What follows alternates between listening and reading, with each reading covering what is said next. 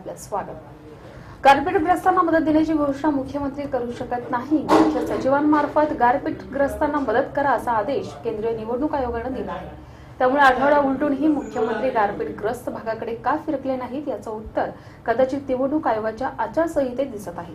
मुख्यमंत्र्यांना गारपीटग्रस्त भागाचा दौरा करू द्यावा आणि मदतीची घोषणा करण्याची अपवादात्मक परवानगी देण्यात यावी अशी मागणी राज्याच्या निवडणूक आयोगाला कळवण्यात आला आहे। मात्र केंद्रीय निवडणूक आयोगाने गारपीटग्रस्तांना मदत देण्याचे सर्व अधिकार मुख्य सचिवांना दिले आहेत। गारपीटग्रस्त भागात मुख्य सचिव तसेच संबंधित जिल्ह्याचे कलेक्टर हे नुकसानीचे पंचनामे त्यांचं निरीक्षण आणि मदत देऊ शकतात। त्यासाठी त्यांना मुख्यमंत्री किंवा इतर मंत्र्यांच्या घोषणेची गरज नसल्याचं आयोगाने स्पष्ट केलं आहे। मुख्यमंत्री पृथ्वीराज चव्हाण आजपासून 2 दिवस गारपीटग्रस्त भागाच्या दौऱ्यावर आहेत। दरम्यान नुकसान भरपाई देण्यासाठी आचारसंहितेमुळे कोणताही अडथळा येणार नाही। त्यात येत्या 2 दिवसात मदत जाहीर होईल असं मुख्यमंत्र्यांनी स्पष्ट केलं आहे। वीज बिलामध्ये करता काय येईल, किती मदत द्यायची, कर्जाचे कसं पुनर्गठन करायचं या 3 मुद्द्यावर मंत्रिमंडळाची विशेष बैठक बोलवली जाईल असंही मुख्यमंत्र्यांनी यावेळी सांगितलं। बॉलिवूड आणि मराठी सिनेसृष्टीतील प्रसिद्ध निर्माते आणि दिग्दर्शक महेश मांजरेकर यांना मनसेकडून वायव्य मुंबई मतदारसंघातून उमेदवारी जाहीर करण्यात आली आहे।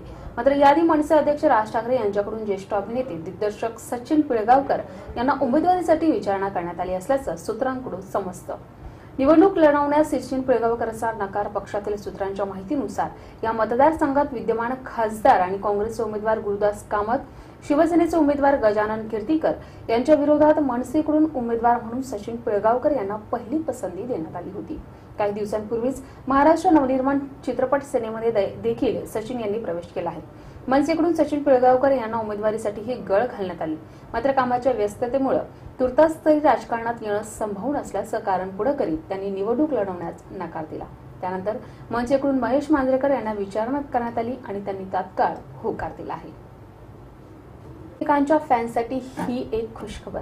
रजनीकांतचा बहुचर्चित चित्रपट रिअलिस्टिक टेक्नॉलॉजीवर आधारित 3D सिनेमा कोचाडियन या सिनेमाचा ट्रेलर रिलीज झालाय। या सिनेमाचं वैशिष्ट्य म्हणजे रजनीकांतची डबल धमाल या सिनेमात आहे, कारण रजनीकांत या सिनेमात डबल रोल करताना दिसेल। तसंच पहिल्यांदाच दीपिका पदुकोण रजनीकांतची हिरोईन म्हणून दिसणार आहे।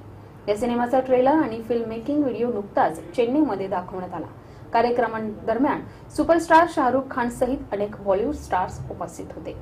या सिनेमाचं दिग्दर्शन केलंय रजनीकांतच्या मुलीनं, तर या सिनेमाला म्युझिक दिलंय A.R. रहमाननं। या सिनेमावर टेक्नॉलॉजीसाठी रिलीज पूर्वीच भरपूर चर्चा रंगते।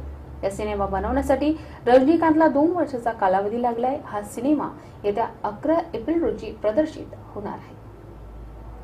आपल्या काही सूचना अथवा समस्या असल्यास आम्हाला या पत्त्यावर संपर्क साधावा। आमचा पत्ता B24 Mahavir market sector 18 Vashi Navi Mumbai. उद्या पुन्हा भेटू विशेष घडामोडींसह। तोपर्यंत धन्यवाद।